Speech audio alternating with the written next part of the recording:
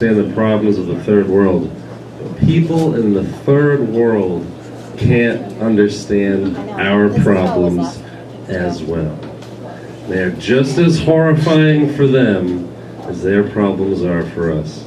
A guy from Zimbabwe isn't going to know what to do when he's got a very delicate group of piñatas in his trunk. And he's got to drive carefully down an unpaved road. You know, it's just not going to happen. A guy in North Korea isn't going to know you got to only feed your goldfish 2 times a day. You know. Coming up next. I recently almost walked in on this guy in the bathroom, and it answered no questions. Ladies and gentlemen, Martin Vega.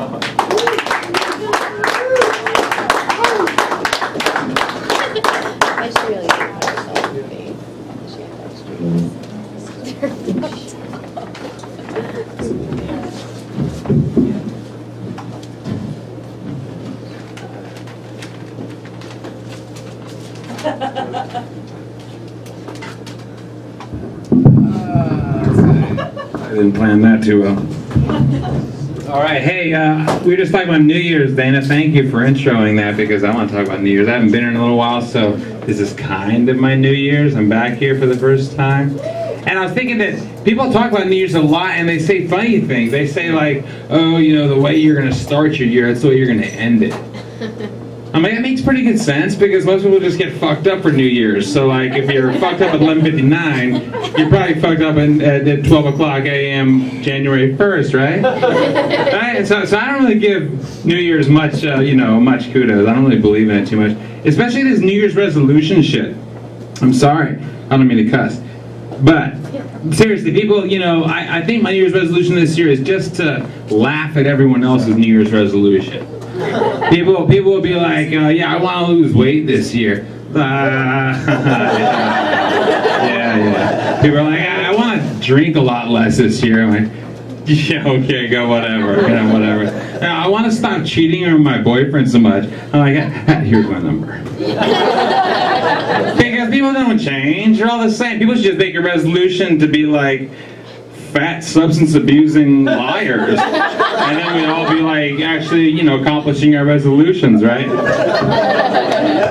Yeah, but for this year, I had my buddy come down. He moved up here just to take a break from his life. He has been raising his child. He hasn't been working. So I kind of knew I'd be taking care of him. I was like, he can crash on my couch.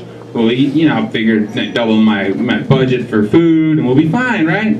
Holy shit. This guy's got more fucking allergies than, you know, I don't even have a punchline for that. I mean, this guy's allergic to, whatever, dirt, you know, leaves, air, water, you name it, winter, you know, like asphalt, ground, I mean, clouds, the sun, the moon. I can't believe it. He needs cigarettes every day. He needs a probiotic like kombucha for his digestion, you know. He needs, these guys fucked up. He needs lotion, he needs Tums, and he usually asks for them together. No idea what that's about, you know? But after a while, I'm like, man, I fucking got myself a tropical fish. Needs special fucking, you know, rocks. Needs a little bit of like an aeration system, but to make sure the pH balance is okay. Tell you the truth, I feel like flushing that fucker down the toilet. Get rid of that visitor or tropical fish. But no, yeah, I actually, you know, speaking of getting rid of shit, I don't believe in these smartphones. Like, I'm not gonna pay for a little gadget like Nick's playing with. I'm not gonna like buy a little gadget that's gonna be smarter than me. You know, I'm not gonna pay for it and carry it around. Like, that's just stupid. I mean, like, the whole idea is stupid. If I want something that's smarter than me, I'll have a kid. Right? At least that way they'll think it's smarter than me, but I'll know better. No, but these smartphones, and here's the thing I don't get about the iPhone. It's like, you know, all that technology, all that data, you know, space, and all the applications and the things you can do with it, and it doesn't even fucking look like a phone. I'm like, really?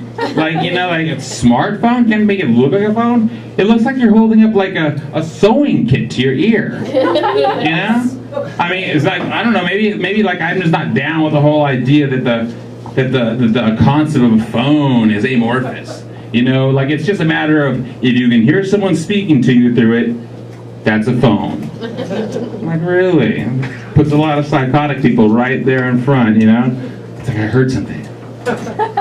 Right on. No, but you know, not only, you know, iPhones that get to me, it's this technology thing. You know, what's up with technology? I mean, I definitely don't want to have a kid that can grab a phone.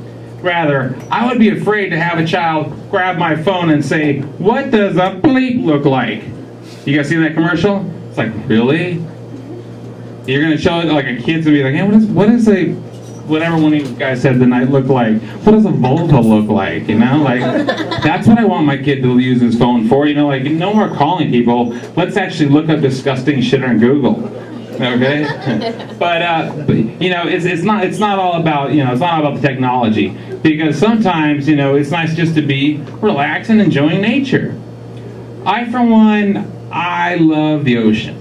Like, there are very few things that arouse me non-sexually, but romantically.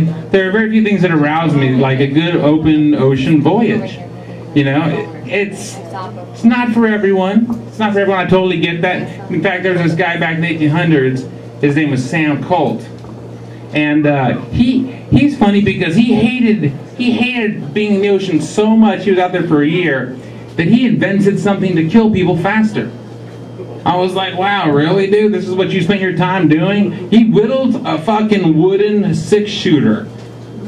Like that, like he invented the 6-shooter while at sea. Now I'm thinking, I can just imagine this guy in the galley, you know, sitting with his 6 shipmates that he likes, thinking, how the fuck can I kill all these people really fast before they can grab a sword or a torch or a club, which is like a giant knife and a giant match and a bone. That was a club, you know. So I mean, you know, this guy literally he invented the gun while at sea. That's how much he loved it. This guy eventually, named Samuel Colt, he moved over here to Hartford. Please don't applause for Hartford, because I'm about to diss it. Samuel Colt, he ended up opening a gun factory right there in Hartford, and it turned out that for a while there was a boom. It actually was like one of the leading industrial centers of America. So much so that they call it, and that they call it now, the Silicon Valley of the 19th century. I'm like, well, that's pretty impressive, because now I think they call it the Death Valley of the 21st century. You know? I actually don't have anything, I have no problems with Connecticut. I just know there's a lot of Connecticut haters in here, because, you know, for some reason they're right there below us, you know, we don't like them. Connecticut's kind of like that fugly great aunt, you know? It's like she was cool once, so everyone's kind of nice to her still, but everyone's really just waiting for her to die in a respectful manner, you know, in some kind of barren state. All right, my name is Martin Vega. That's how I roll. Thank you very much.